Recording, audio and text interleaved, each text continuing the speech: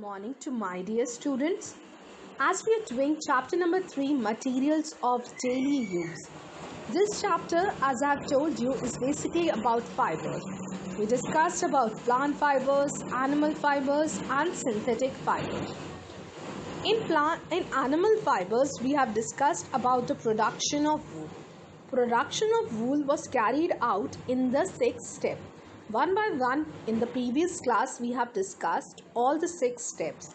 Let's quickly recall all the steps. The first step was shearing. Shearing was the cutting of the hairs of the wool.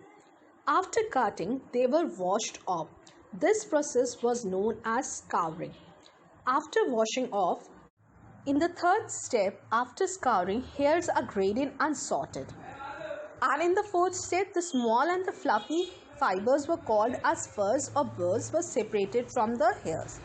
And in the fifth step, the fleece of the goat and sheep are usually white in color. The dyeing was done into different colors. And the last step was carding. The dyed fibers was passed through metal teeth to straighten them.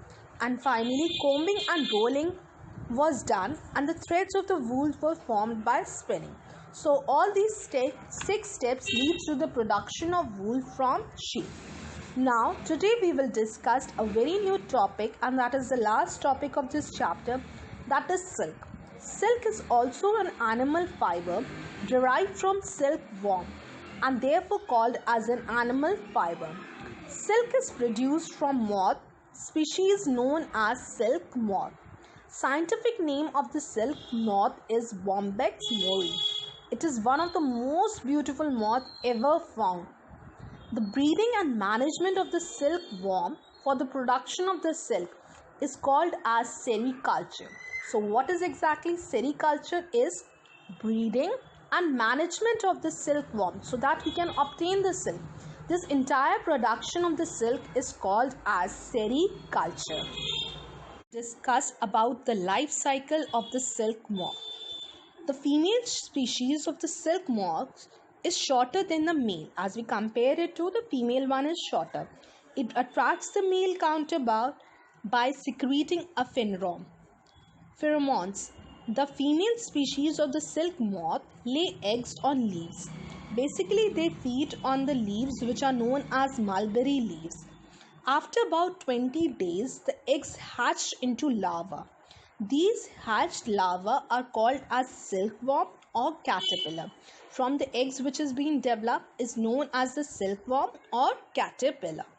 The silkworm are continuously fed on a finely chopped mulberry leaf. So their food is basically mulberry leaf for about 6 weeks. During this period, they grow in size and their glands also develop to produce silk. And they attain 1/3 the size of the larva as they grow up, as they are feeding on the leaf. At this stage, the silkworm is ready to enter into a next stage. The next stage of their life cycle is called as pupa. What does a pupa does? It holds itself by weaving a net around its body. Around its body, it weaves around a net, and it keeps swinging its heads from side to side in the form of 8. While swinging the head in this manner, the silkworm secretes a wet, sticky substance.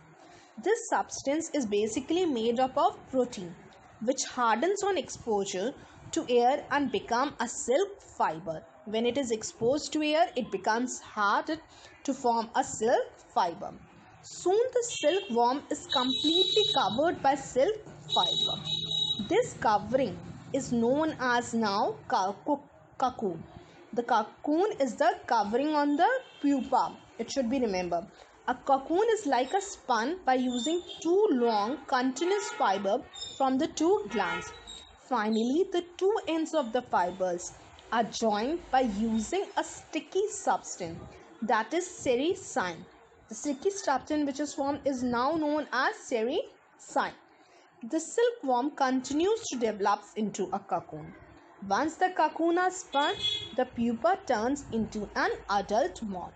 So once cocoon is being spun, fully developed, the pupa now turns into an adult moth. After pupa, which stage comes? Adult moth. After the complete development, of the silkworm. The cocoons are gathered and kept under the sun, or boiled or exposed to steam. Even we can boil it or we can kept it in sun. Boiling release the silk fibers from the cocoon. When we are boiling, what will it release? Fibers from the cocoon. The silk fibers from many cocoons are brought together to form a single silicon thread.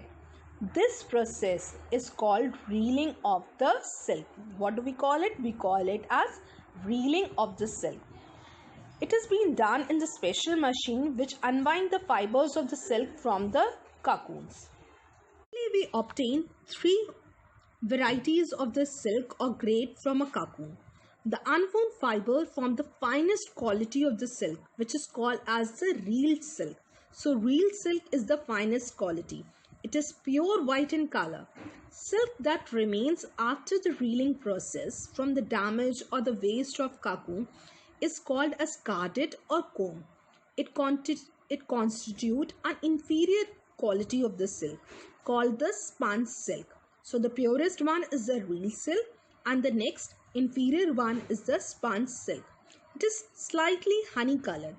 After carding or combing, the short fibers which are left behind constitute an even inferior quality of the silk is called as the nail silk. It is richly textured and numbly, or we can call it the rough silk. So the most inferior quality one is known as the nail silk. Sometimes 3 or 4 silk fibers are twisted into a strand for weaving to prevent silk from splitting into individual fibers. This process is called as throwing. In throwing, 3 or 4 silk fibers are twisted together. Silk fiber is mainly made up of two proteins, sericin and fibrin. It is soft and elastic. It has a shine and luster. It is a very strong fiber. So these are the physical properties of the silk. What is it? It is shiny and luster. It has very strong fiber, soft and elastic. Silk fibers do not conduct heat because they are good insulators. Silk clothes keep you warm in winters and cool in summers. Silk cloths can be dyed before or after weaving also. Silk is basically known as the queen of the fiber, as it is used for making saris, dress materials, jackets, carpets, scarves and gloves. Some of the varieties of the silk are crepe, chanderi, organza, mulberry, tussar, munga. So these are the varieties of the silk.